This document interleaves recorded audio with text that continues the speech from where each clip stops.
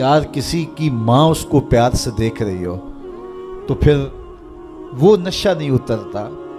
बाप देख रहा हो प्यार से तो वो अपना रंग होता है। उस्ताद शफकत से देख रहा हो, मुर्शिद देख रहा हो किसी को, तो फिर वो नशा नहीं जाता।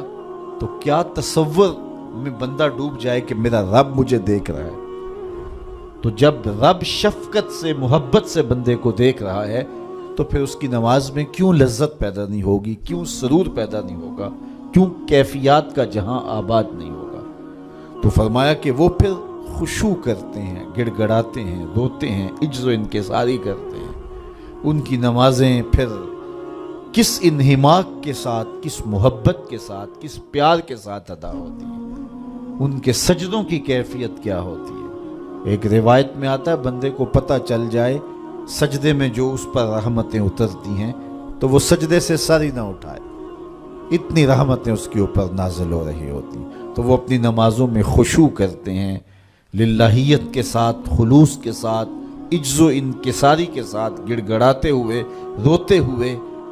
अल्लाह अकबर। हुजूर अलैहिस्सलातु वस्सलाम जब नमाज पढ़ते थे तो ऐसे लगता था जिस तरह हुजूर के सीने में हंडिया पक रही है। इस तरह हुजूर अलैहिस्सलातु वस्सलाम का जो सीना अत्थर खौफ खुदा से, खशियत इलाही से जो है, वो इस तरह हुजूर के सीने की कैफियत थी।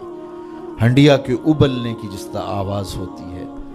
अल्लाह अकबर। वल्लज़ीना हुम अनिल लग़्व मुरिदून। और उन खुश नसीब लोगों की कहानी यह है कि बेहुदा बात की तरफ इल्तिफात नहीं करते। उनकी ज़िंदगी मकसदियत के नूर से माला माल होती है। ये बात की, उधर की उड़ा दी, चाय वाले खोखे पे बैठे 3 घंटे गुजार दिए, हमाम पे बैठे 2 घंटे गुजार दिए, फजूलियात पे बहस करते रहे। उनकी ज़िंदगी इतनी फजूल होती है कि वो बेहुदा कामों पे वक्त लगा दें। वक्त तो सबसे कीमती असासा है। कीमती असासा, सबसे कीमती कमाई इंसान यूं तो नहीं उड़ाता। तो सबसे कीमती असासा जो हमें दिया गया वो वक्त। इमाम शाफी फरमाते हैं, मैंने फ़कीरों से 2 बातें ऐसी सीखी हैं जिन्होंने मुझे बड़ा नफ़ा दिया। चूँकि जो अहलुल्लाह की बातें होती हैं वो बातों की इमाम होती हैं, चूँकि उनके मुशाहदात का निचोड़ होता है। हज़रत इमाम अहमद बिन हम्बल हज़रत बिशर हाफ़ी के पीछे दौड़ते थे तो किसी ने उनको कहा कि आप इतने बड़े आलिम हैं तो इस फ़कीर से क्या तलाश करते हैं। तो इमाम अहमद बिन हम्बल फरमाने लगे कि अहमद बिन हम्बल जिस रब को मानता है, बिशर हाफ़ी उस रब को जानता भी है। तो इनसे बड़ी बातें मिलती हैं हमें। तो कहा फ़कीरों की 2 बातों ने मुझे बड़ा ही फ़ायदा दिया। उनमें से एक बात ये, अल वक्तो सैफुन कातिउन, वक्त काट देने वाली तलवार है। अगर वक्त को तुम नहीं काटोगे तो वक्त तुम्हें काट देगा। कहा इस बात ने मुझे बड़ा नफ़ा दिया और मेरा वक्त बचाया, वरना हमारा कितना वक्त बर्बाद हो जाता है। किसने कितने स्कोर किए जी, किसने कितने जो है वो आउट किए, और कौन किस मैच में कितने जो है उसने स्कोर बनाए, इस पे मैंने देखा 2-2 घंटे लोग बात कर लेते हैं। इतना वक्त लोगों के पास होता है। मकसद क्या है इसका, मुद्दा क्या है। टेलीविज़न पे टॉक शोज चल रहे होते हैं ऐसे मौज़ूआत पे, तो हैरत होती है कि इतना कीमती वक्त और हम बहसियत कौम खड़े कहाँ इस वक्त दुनिया में, और हमारे पास इतना ज़ायद वक्त है कि हम किन उमूर पे बहस कर रहे हैं। कोई बंदा बाहर से आया ना तो उसने देखा कि फाटक बंद है और लोग साइकिल सर पे उठा के, और मोटरसाइकिल भी जो है वो किसी तरह से घसीट के जो है वो रेलवे लाइन अबूर कर रहे हैं। तो वो बड़ा मुतासिर हुआ कि इतनी जिम्मेदार कौम है कि जो गाड़ी के आने का इंतज़ार भी नहीं करती और इनको अपने मकसद पर जाने के लिए, काम पर जाने के लिए इस कदर इनको जल्दी है कि ये साइकिल भी सड़क पे उठा के सड़क अबूर कर रहे हैं। तो खैर जब फाटक खुला तो वो गया तो देखा आगे बंदरिया का तमाशा लगा था, 600 आदमी वहाँ खड़ा था। उसने कहा अच्छा इसकी जल्दी थी सबको। तो हमारा तो कितना वक्त बंदरिया के तमाशे को देखते हुए गुजर जाता है, जब हम बहसियत कौम दुनिया में کہاں کھڑے ہیں، تو ہمیں تو اپنے ایک ایک لمحے کی قدر کرنی چاہیے۔ کاروباری لوگوں کو بھی آگے بڑھنا چاہیے، علماء کو بھی اپنے وقت کی قدر کرنی چاہیے، عوام کو بھی کرنی چاہیے۔ ہمارے علماء کا بھی حال ایسے ہی ہے، ایسے موضوعات پہ گفتگو کرتے ہیں جو نہ قوم کی ضرورت ہوتی ہے اور نہ ان کی ضرورت ہوتی ہے، لیکن بس وقت ہے کہ ان کے پاس اتنا ہے کہ 3 گھنٹے ایسے موضوعات پہ بات کر جاتے ہیں کہ جس کی قوم کو کس طرح سے ضرورت بھی نہیں ہوتی ہے۔ تو ہم اپنے وقت کو ضائع کرتے ہیں جو سب سے قیمتی اثاثہ ہے ہمارے پاس۔ حضرت امام ابو بکر بن داسا کہتے ہیں، میں امام ابو داود سے ملا، یہ جنہوں نے سنن ابی داؤد لکھی ہے، تو کہتے ہیں کہ وہ فرمانے لگے کہ مجھے اللہ کے رسول صلی اللہ علیہ وآلہ وسلم کی 6 لاکھ حدیثیں زبانی یاد ہیں۔ ان 6 لاکھ احادیث رسول کا میں نے خلاصہ تیار کیا تو میرے پاس رہ گئیں 4000 حدیثیں۔ پھر میں نے زہد، مناقب، فضائل، قصص اور پچھلی امتوں کے تذکروں پر مشتمل حدیثوں کو الگ کر دیا۔ جن احادیث سے صرف مسائل شرعیہ کا استنباط و استخراج کیا جا سکتا تھا، میں نے ان کو الگ کیا تو میرے پاس رہ گئیں 800 حدیثیں۔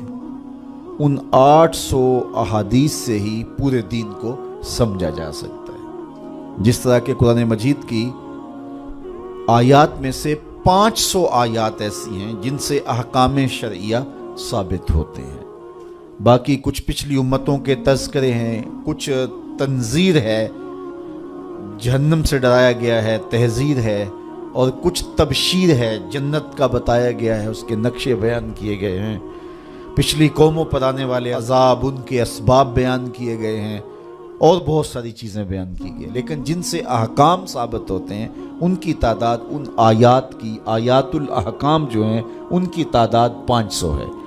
اسی طرح لاکھوں احادیث کا خلاصہ جو تیار کیا تو جن احادیث سے احکام کا ثبوت ہوتا ہے اور مسائل شرعیہ کا استنباط و استخراج کیا جاتا ہے ان کی تعداد ہے 800۔ تو حضرت امام ابو داؤد کہتے ہیں میں ان 800 احادیث کا ایک اور خلاصہ تیار کیا تو میرے پاس رہ گئیں 4 حدیثیں، اور ان 4 حدیثوں کے بارے وہ فرماتے ہیں اساس الاسلام ہیں، اسلام کی جڑ ہیں، اسلام کی بنیاد ہیں۔ ان میں سے ایک حدیث یہ ہے، من حسن اسلام المرء ترکہ ما لا یعنی ہے، کسی شخص کے اسلام کا حسن یہ ہے کہ وہ ہر بے مقصد کام کو چھوڑ دیتا ہے، ترک کر دیتا ہے۔ تو جب بے مقصد کاموں کو ہم چھوڑ دیں گے تو ہمارے پاس پھر وقت کا مصرف بڑا خوبصورت ہوگا، لیکن ہمارا کتنا وقت بے مقصد کاموں میں گزرتا ہے۔ میرے ایک دوست کہتے ہیں یہ جو ہم موبائل سنتے ہیں اس میں ہور سناؤ نکال دیں تو کتنا وقت بچ جاتا ہے۔ بات تو 1 آدھے منٹ کی ہوتی ہے، وہ کہتے ہیں ہور سنا تو کتنا وقت اس میں ہمارا برباد ہو جاتا ہے۔ تو ہم اپنے وقت کی قدر کریں، ایک ایک لمحے کی قدر کریں۔ جو قومیں اپنے وقت کو بچاتی ہیں، وقت کی قدر کرتی ہیں، وہی سرخرو اور سربلند ہوتی ہیں۔ پھر لغو کاموں سے اپنے آپ کو بچایا جائے۔ یہ ان لوگوں کی کہانی بیان کی جا رہی ہے جو فالح ہیں، کامیاب ہیں، جن کی دنیا بھی بہتر ہے، جن کی آخرت بھی بہتر ہے۔ قرآن نے پورا نصاب دیا ہے۔ یہ سورہ مومنین کی ابتدائی 11 آیات ذرا ان کو ملاحظہ کیجئے۔ کامیاب شخص جو دنیا اور آخرت دونوں میں فالح اور کامیاب ہے، اس کی صفات کیا ہیں، ان کو ہم اختیار کر لیں۔ یہ اتنی بڑی باتیں ہیں کہ ہماری زندگی کو نور دینے کے لیے یہ باتیں کافی ہیں، چونکہ یہ ہمارے رب نے ہماری رہنمائی فرمائی ہے۔ والذین هم عن اللغو معرضون، وہ لغویات سے اپنے آپ کو بچاتے ہیں اور محفوظ رہتے ہیں لغویات سے، اور بیہودہ باتوں کی طرف التفات نہیں کرتے، توجہ نہیں کرتے۔ والذین هم للزکاۃ فاعلون، اور وہ زکوٰۃ ادا کرتے ہیں، چونکہ زکوٰۃ ادا کرنے سے حب دولت کم ہوتی ہے۔ اقبال نے بھی کہا تھا حب دولت تلف می سازت زکوٰۃ، زکوٰۃ حب دولت کو کم کرتی ہے۔ جب انسان زکوٰۃ بھی نہیں دیتا اپنے مال سے تو اس کے دل میں دنیا کی محبت، دولت کی محبت چمٹ جاتی ہے جو اس کا چین چھین لیتی ہے۔ اور اگر زکوٰۃ دیتا ہے تو پھر حب دولت کم ہوتی ہے، اور اگر وہ راہ خدا میں مزید صدقات دیتا ہے، خیرات کرتا ہے، تو پھر دولت کی آزمائشوں سے اور دولت کے ساتھ جو فتنے آتے ہیں ان سے وہ بچ جاتا ہے۔ دولت جب آتی ہے تو اپنے ساتھ بہت سارے فتنے لے کر آتی ہے، تو وہ فتنوں سے بچنے کے لیے صدقات کثرت کے ساتھ دیے جائیں، دولت راہ خدا میں خرچ کی جائے، تو پھر فتنوں سے بھی بچے گا اور گناہوں کا کفارہ بھی بنے گی۔ تو وہ زکوٰۃ دیتے ہیں، اور یہ بات ذہن میں رکھیں، زکوٰۃ دینے سے یا صدقہ دینے سے دولت کم نہیں ہوتی۔ میرے حضور نے ارشاد فرمایا، قسم کر کے ارشاد فرمایا، حضرت ابو کبشہ الانماری رضی اللہ تعالی عنہ سے مروی ہے، حضور نے 7 چیزیں ارشاد فرمائیں، جن میں 4 چیزیں حضور فرمایا بغیر قسم کے بیان کرتا ہوں، اور 3 چیزیں میرے حضور نے فرمایا میں قسم کر کے بیان کرتا ہوں۔ اللہ اکبر! جب حضور رب کی قسم کریں تو پھر کتنی بڑی بات ہوگی۔ تو فرمایا میں اللہ کی قسم اٹھا کے کہتا ہوں، ان میں سے ایک بات فرمایا، ما نقص مال عبد من صدقہ،